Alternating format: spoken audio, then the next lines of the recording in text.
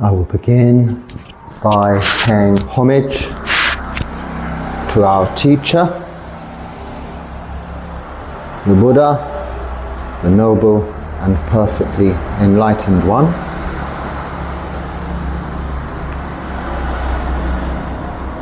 Namo tassa bhagavato arahato samma sambuddhassa.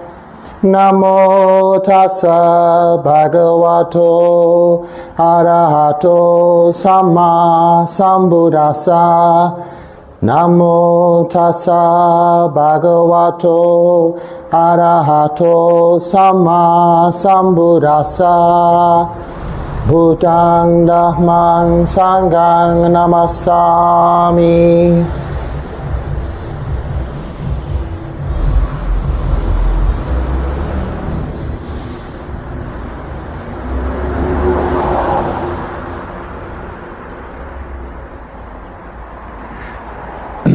So I had cause to go to Colombo.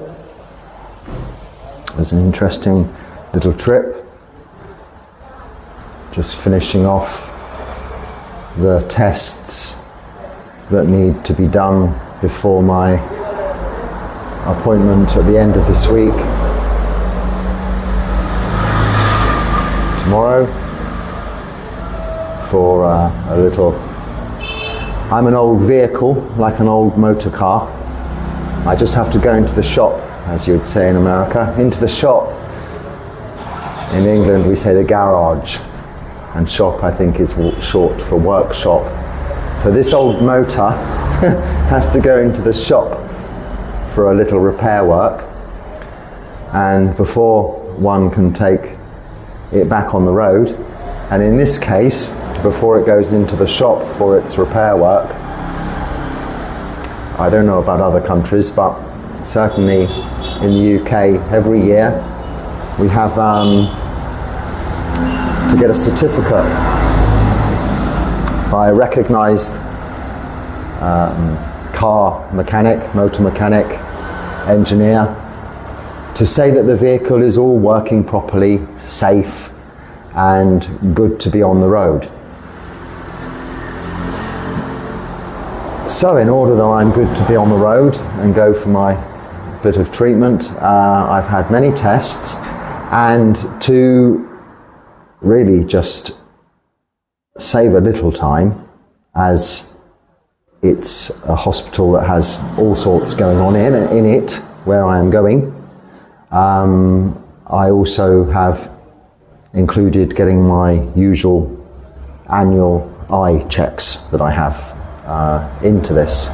So yesterday I went to the eye hospital branch of this place in Colombo for my usual tests, and they do scans, and then they give a report which I take with me to where I'm going tomorrow.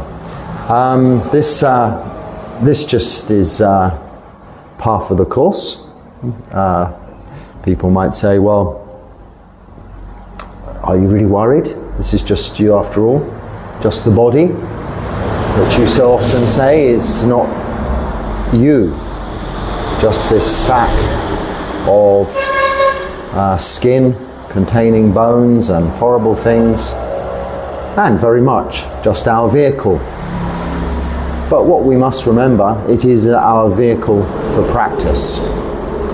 So if we were to go and borrow a friend of ours' vehicle, a car, to go away for the weekend or just to go to the shops, we would look after it. We would look after it very carefully, because we want to return the vehicle to them in good order, as we found it. As with anything we borrow. And in that sense, this body of ours we are using for this purpose of practice, this practice of sila, samadhi and panya, developing wisdom. So moral virtue, meditation, and the development of wholesome mind states, reduction of unwholesome mind states. And whilst our body is in relatively good order, it is good and wise to make the very best use of it, but also to take care of it so that we can continue making the best use of it for as long as possible. Just for example, if we enjoy sitting for meditation, once we have got used to this posture, sitting upright, erect for many hours in maybe the half lotus or full lotus position, we wish to be able to do that, as it is a very satisfactory way to be able to sit and meditate, being that it requires nothing other than a flat floor, and you can do it anywhere. We wish to be able to do that for as long as we possibly can, in order for us to attain our goal of becoming free from suffering in this lifetime, or the next lifetime, or many lifetimes after that. The longer we have here and now in this lifetime, the more chance we have of attaining to our goal. So if we get old, as we age, this isn't going to be so practical. We find ourselves having to have more support, sit in more comfortable chairs, and this may not be what we're quite so used to for our practice. So with this in mind, we look after our bodies and take care of them. Otherwise, our practice time could be cut short prematurely, unnecessarily. So when given the opportunity to have reviews, it is a requirement to stay here, that you have medical checks once every year. It isn't a bad thing. Likewise with our vehicles, our motors, our cars. I think most countries have a regulation that these are checked to be in order and safe to be on the road, to continue to be used for their purpose, but safely and comfortably.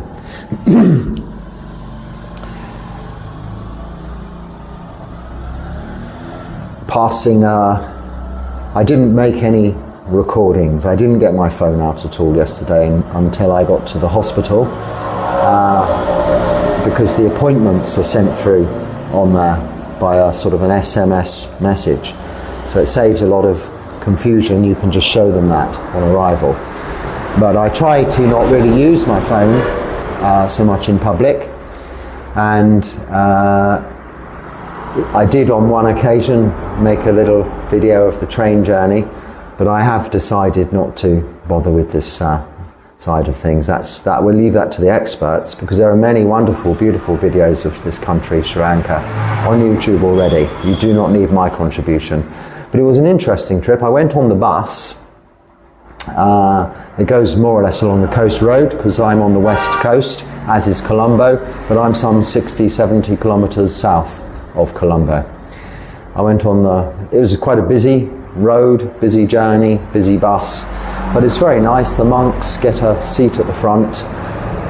Usually I had one monk sitting next to me for a while, and then he got off, so I was just really alone. A man sat next to me after a while. But interesting to see the west coast from that point of view. And when I came back, I thought, well, I'll come back on the train. Travelling here is quite easy. I don't have to pay or even get a ticket to get the train. Gamini had put me on the bus, but to get the train I was on my own. So I went to the ticket office. As you may or may not know, I don't use money, so I don't carry money. I went to the ticket office and asked about trains to Alut Gama. This is my nearest town. I could see on the board written in English that this was clearly a train going at this time, and but you never know, these things could be completely out of date. And he said yes, and like this, and gave me a ticket. And I thought, now what do I do? And so I said, how much? And like this. So he said like this. So I thought, oh, that's okay then, because he'd already given me the ticket, you see. Otherwise I was going to go and get on a bus. So it was wonderful. So I was a bit early, so I sat on the platform. And everybody, I didn't sit on the platform, I stood, and everybody's sitting. So they like to stand up when they see a monk here. When people see a monk here, they like to stand up. So they kind of encourage you to sit down so that they're not having to keep standing up. So they pointed me somewhere to go and sit. So I've learned now that's what you do. So I went and sat in this room for a little while anyway. And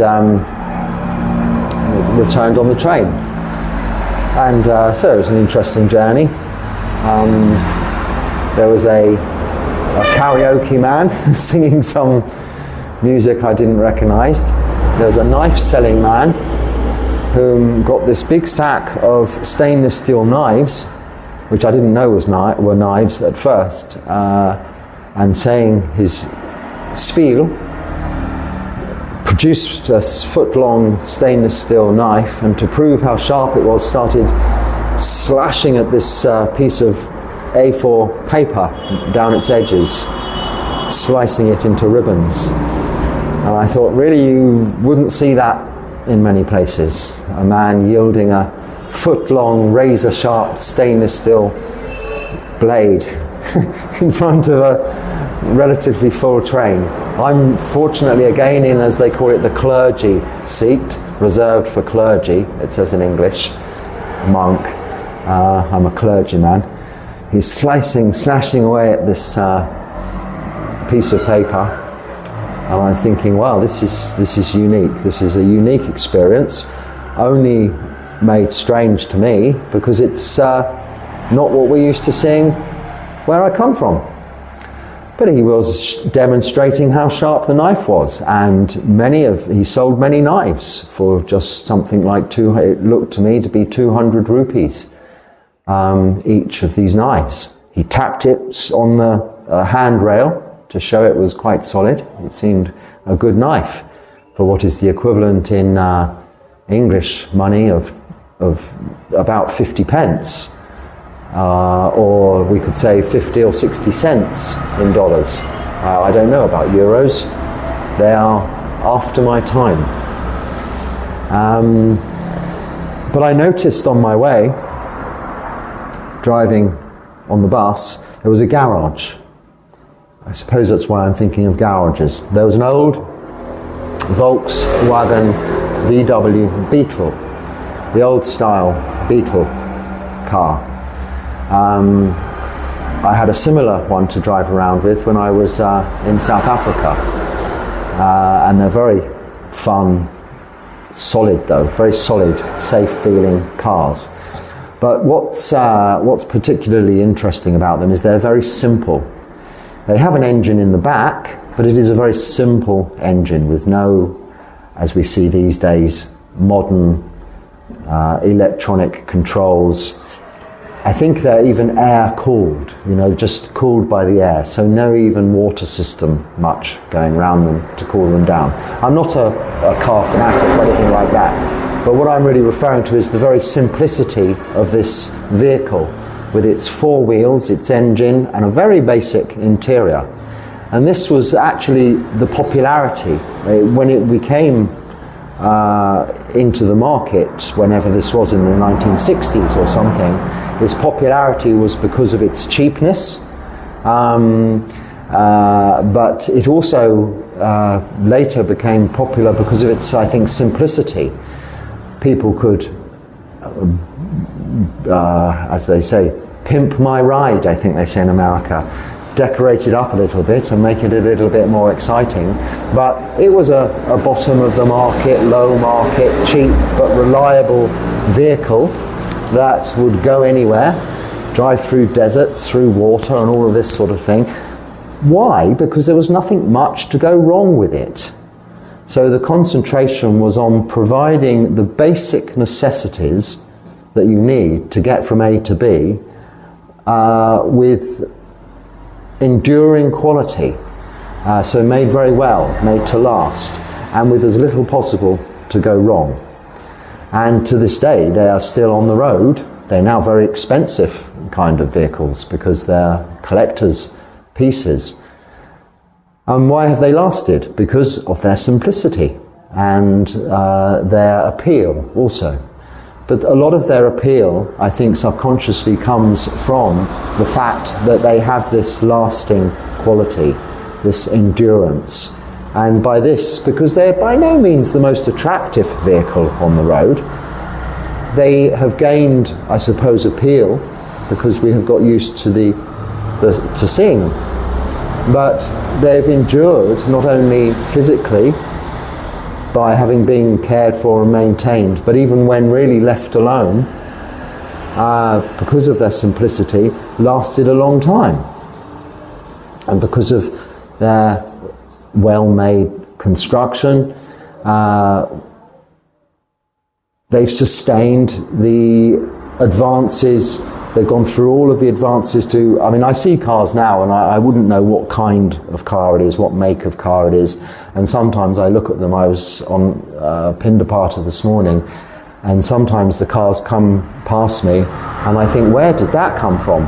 And they're these cars that don't have even an engine. They just seem to go like this. Now, of course, this is these electric cars, and they can creep up on you from behind, and that's something I'm not used to. They do have those here.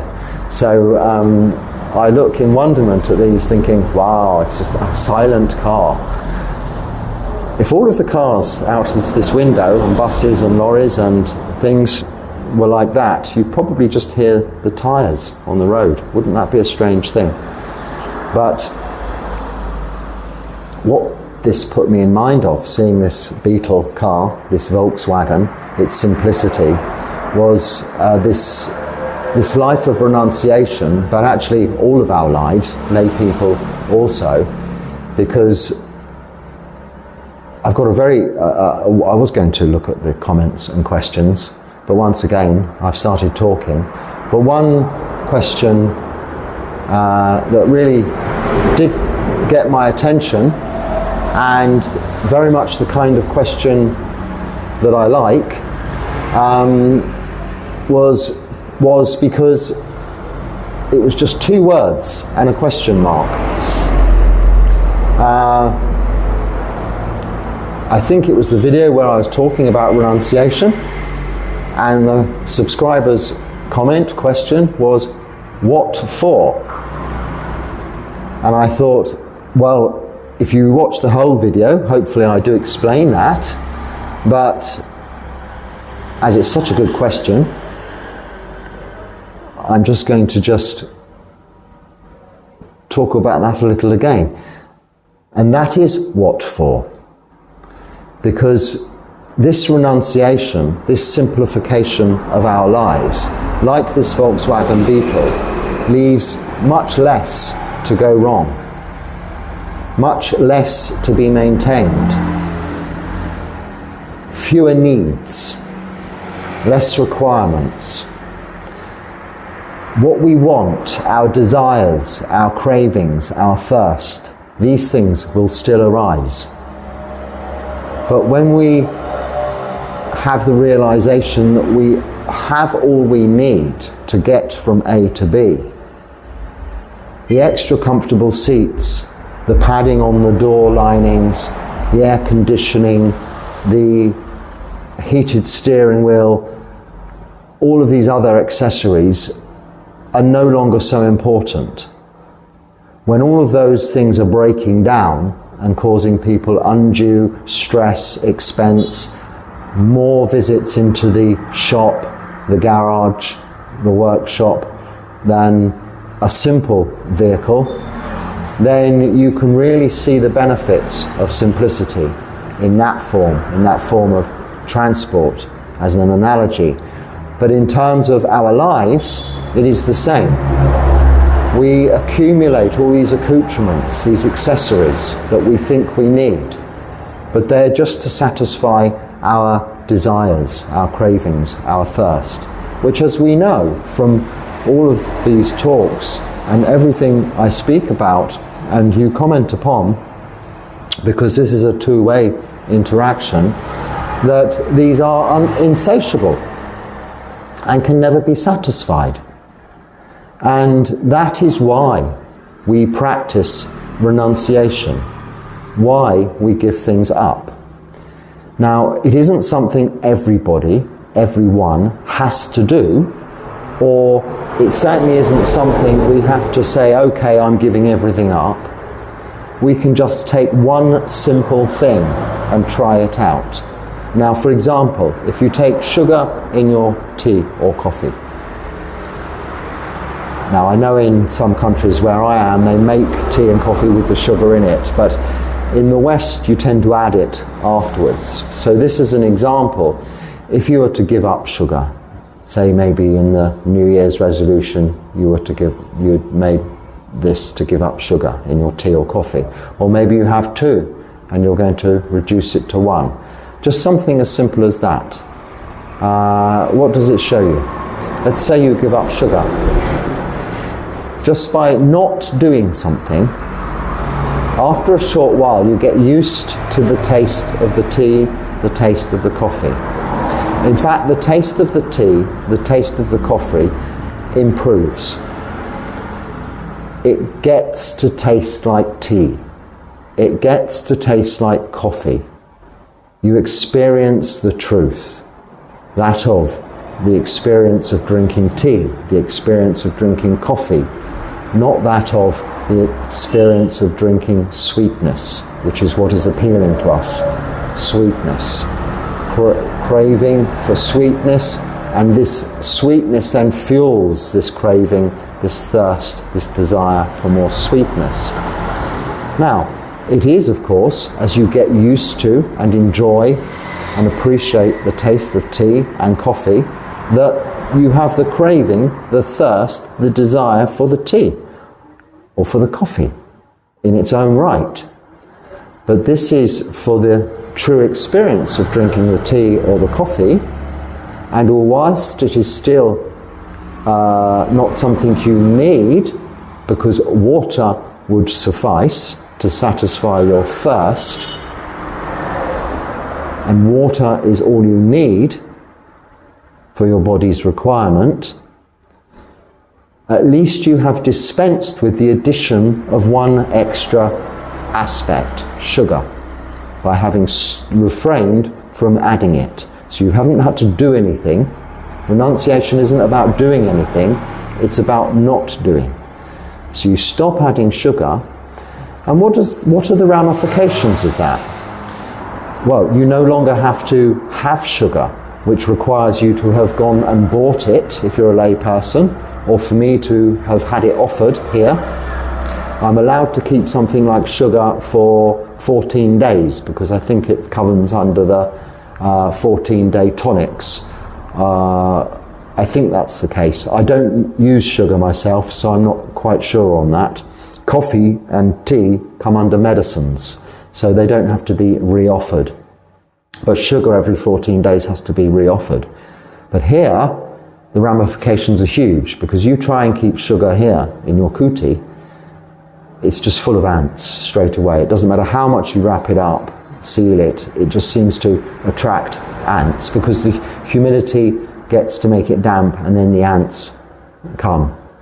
But even in other places, you still have to buy the sugar, you require money for the sugar, you need to work to acquire the money to buy the sugar, you need to then store the sugar, clean whatever it's stored in. There's so much extra attributed to just adding this one sugar or 2 sugars to your cup of tea or coffee, which is only actually impinging the enjoyment of the true product that you've chosen to drink.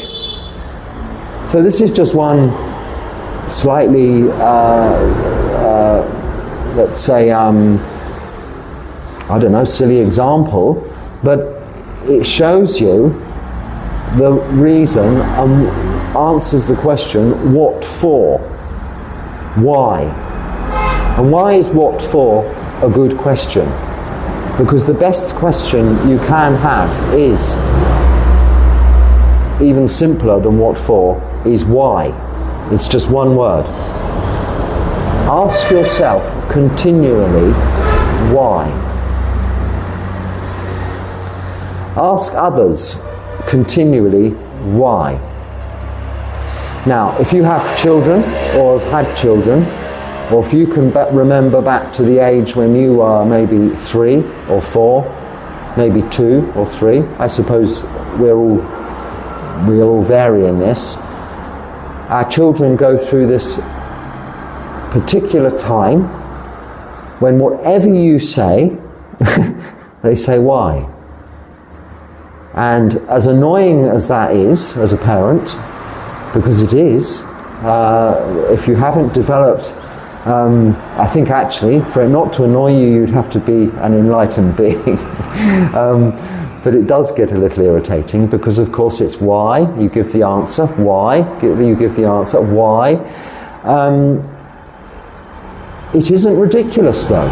We can ask ourselves why of everything we do, of all of our experiences. If it's an experience and we ask ourselves why, we can trace our actions. And actions in the Pali word, is a word you would have heard of, is karma. We can trace our actions previously that have created the causes and conditions for that experience to actually manifest itself, or that emotion you are experiencing to be present. If you ask yourself why, but not why have they, why has it, why has that happened from an external point of view, bring this questioning of why internally, to ask yourself, what have you done to create the causes and conditions for this to be happening around you? Now the answer could be absolutely nothing, or you cannot within recent memory identify the precise reason why something you're experiencing is happening, but at least you have an answer. I don't know. The answer when your child asks why, for the however many times it takes to get there, that you finally end that conversation with, I don't know. There's no why to I don't know. And there is a lot that we don't know. So ask yourself why. Why do I have this? Why do I have that? Well, it's because I like it, I enjoy it. Why? Because it gives me this feeling, gives me that feeling. Why? Because I associate it with this, I associate it with that. Why? Because of the past experience. Eventually, you don't know why you have this thing. You can put it aside, decide that you don't need this anymore, you just want it. And when you've decided you don't need it anymore, this makes the wanting of it seem, well, a little bit silly also. Like, why have sugar? Yes, you may need sugar for some energy. I drink some sugary drinks in the afternoon for some energy. In that sense, it's medicinal. I need the sugar. Otherwise, maybe I might feel a little bit too tired for my practice. But not always. Sometimes I give this a break. And the very natural break of these things in your system can often give you an energy boost with the sort of the contra indicators that all occur internally to sort of balance our systems. But this question why is so very valuable. And we don't ask it enough. So we get a big statement of let's put it in the other way around. Say we feel very firmly about a subject, and we have this feeling of righteous indignation. Now this is a kind of anger, so ill will, combined with a really sort of wrong view, or not a good view, of your own correctness, your own place in a subject matter. And you may put across your point of view. For instance, a political point of view, a religious point of view. something like this. Now, if someone simply says to you, why, you then have to justify that point of view. And now if they ask why again to that, they will too bring your righteousness back down to its lowest common denominator. Now what I mean by that is, by questioning why to any argument over and over again, you end up with either I don't know or because it is. Another answer we'll eventually give to our children. Well, because it just is. Now, what did the Buddha teach us? He taught us that, well, because it just is. He didn't say, I don't know, but he did say on some subject matters, like the beginning of the universe, the end of the universe, or cosmos, what happens to the Buddha after parinibbana, the extent of his powers and his ranges, these achintaya, imponderable questions.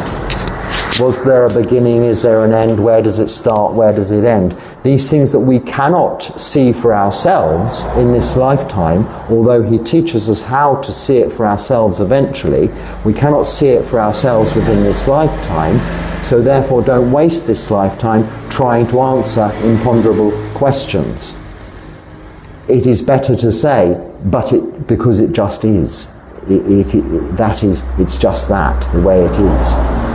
So we stop this prevarication, this rumination, this papancha is the Pali word for overthinking on a subject matter, with this question of why, eventually, until it brings this thinking pattern back down to its lowest common denominator, which is that because there is suffering, and this is what the Buddha taught, two things. There is suffering, there is an end of suffering. Now, the Four Noble Truths identify this as the suffering, a cause of suffering, end of suffering, and the path leading to the end of suffering, being the Noble Eightfold Path. We're practicing this: sila, moral virtue; samadhi, meditation; panya, developing our wholesome mind states, reducing unwholesome mind states. Reducing unwholesome mind states by asking why. Why am I thinking about that? Why do I want that?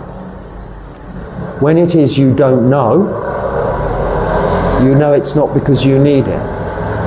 When it's because you need it, it's not an unwholesome mind state. You're looking after something. Maybe you're looking after your vehicle, it needs new tyres to make it safe. Not because you want new tyres. It needs fuel. As your bodies need medical treatment from time to time.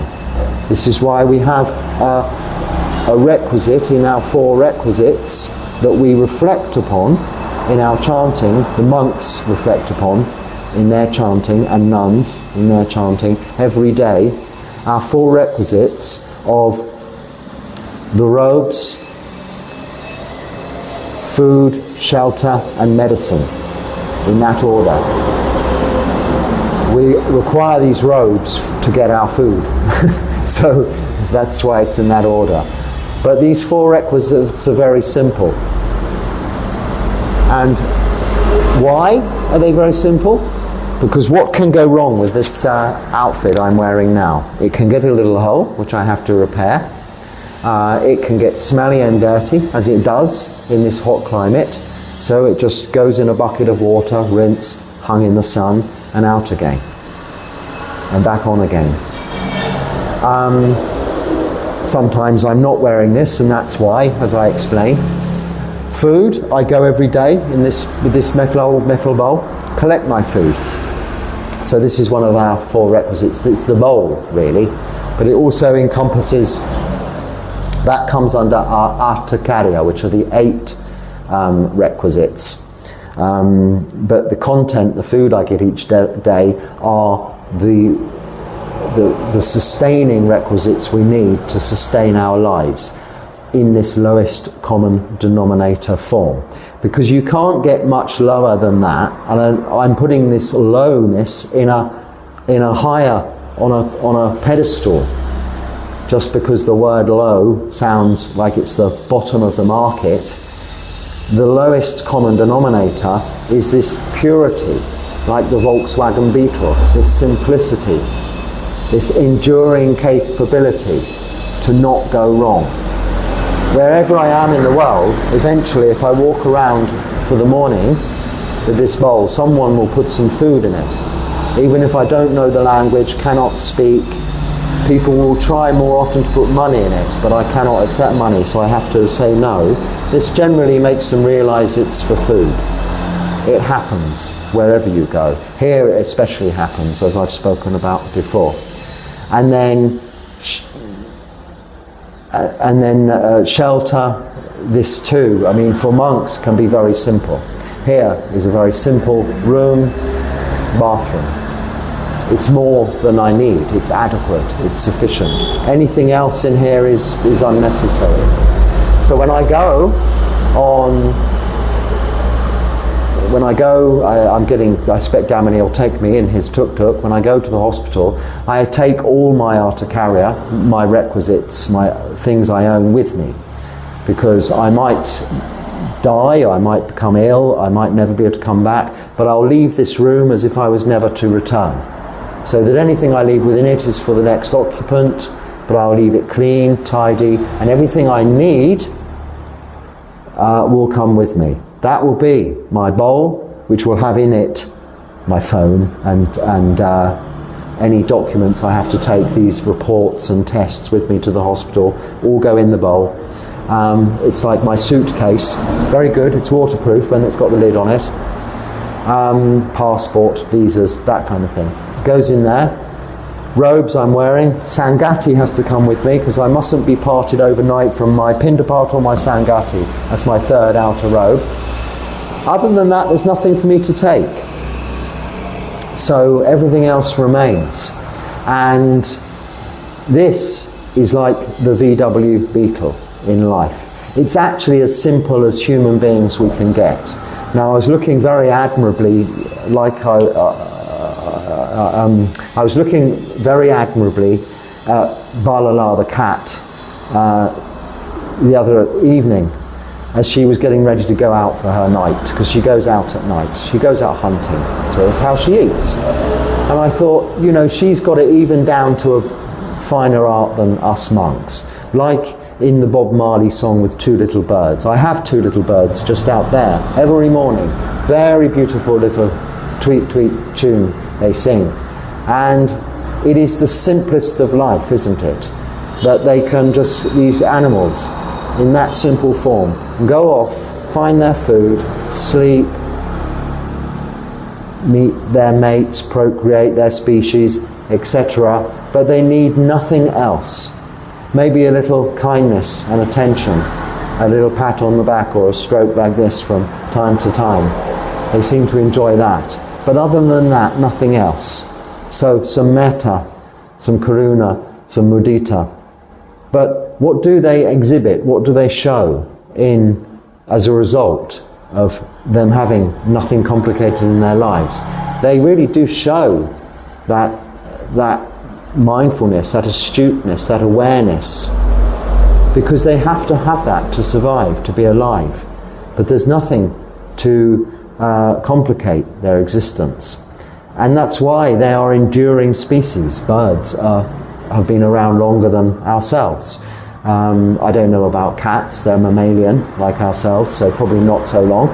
But they are, even domestic cats, a very enduring species. If I was to never come back here, this Balalā cat, as much as she seems to enjoy my company and I enjoy hers, she would go on as normal, unperturbed. She's got her little places where she goes. So I was looking at this thinking, this is just taking it one stage further. And there are ascetics in India still to this day that wear no clothes or have anything literally and wander like that. But that, the Buddha taught, was in the human form inappropriate and not going to lead you to what we're looking for, the reason why, and that is contentment. Because after you do give up your sugar, or one by one, slowly give up little things, renounce little things, and experience the gratification you get from that simple not doing something, it is the greatest incentive to give something else up until you run out of things to give up.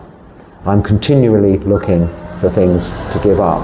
But when we get down to these 4 basic requisites, and the final one, Gilana Pachaya, which is medicinal needs of sick monks, we rely on, obviously, the care and professional attention of doctors, nurses, all of those ancillary departments to medical sciences in hospitals, porters, scanning people who analyze the blood. There's so much behind the scenes it's not just the doctor.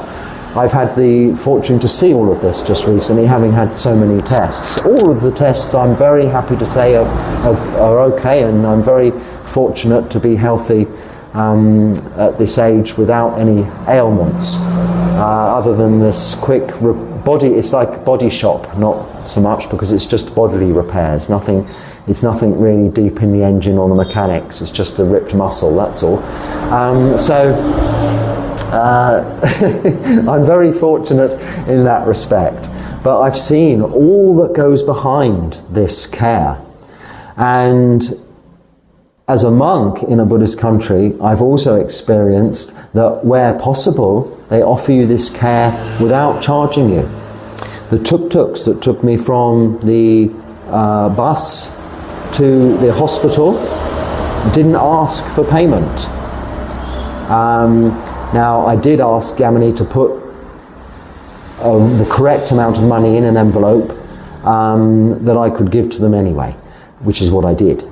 But they would have I was going to a hospital, and I'm a monk, so they would have just taken me for free. And another tuk-tuk picked me up from outside the hospital and took me to the railway station, which is the same distance, so I just did it this way. But it wasn't necessary. So this we call Gilana Pachaya, because it's this medicine, it's a requisite that we reflect upon ourselves as monks, reminding ourselves that it is the support of lay people that allows us to have this medicine, to look after these bodies, this vehicle, in order that we can continue our practice, continue this work of Sila Samadhi Panya, developing wholesome mind states. And it is an ongoing, a work in progress, as they say, as we try and move towards enlightenment, either in this lifetime or in future lifetimes. It is only possible for monks through the support that comes from lay people, and this, the Buddha put rules in place that we are dependent on lay people for our food, rather than becoming self-sufficient, living in caves. We could get medicine and grow it ourselves and grow our food and this, that and the other. Because if we'd done that back 2,566 years ago, nearly 67, then there would be no more monks now, because they would have disappeared. No one would have heard of them. But by my going on Pindapat each day into the town, people get to see me, I get to see them. They just give me a little rice, and all of my actual needs are met. My requirements are met, as simple as they are. So that is the relationship between the laity, lay people, and the Sangha, the monks and nuns. Like we call this the fourfold assembly, which is like a table, remains steady with all 4 components. Monks, nuns, bhikkhus, bhikkhunis, laymen, laywomen, upasikas and upasikas. This is the important structure and stabilizing platform for the Buddha Sasana, Buddhism as a whole. This is how it remains steady. Us as monks, our responsibility is just to take what we need and to reflect upon those 4 requisites in our chanting each and every day as we do, that we use these things wisely just for their purpose. Our robes for deflecting flies, as there's a fly, there's no robe around my head, but in the night time I just pull this robe over my head when the mosquitoes buzz in my ears. This is its purpose. We reflect upon that every night. It's not for beautification, it's not for looking special. It's a practical sheet. It is a bed sheet, it's used as such, as well as my whole wardrobe, all in one. Food, just for our maintenance, our fuel, our sustenance. Shelter, to keep us out of this continuing rain that Sri Lanka is benefiting from at the moment. And medicine, of course. So my gratitude and anumodana for medicinal support I've received, which I can, I've been overwhelmed with that, and I'm very grateful for such kind offerings of dana, which are very much appreciated, and I do deeply reflect upon. This is important, that we take care of ourselves, all of you, all of us monks, the Sangha, because these bodies of ours, these lives we have, are gifts. They are lent to us. So we should cherish them as such and take care of them. And I am very grateful that I am in the fortunate position to be so well supported by lay people that I'm able to look after this vehicle, this body, to continue my practice in this way.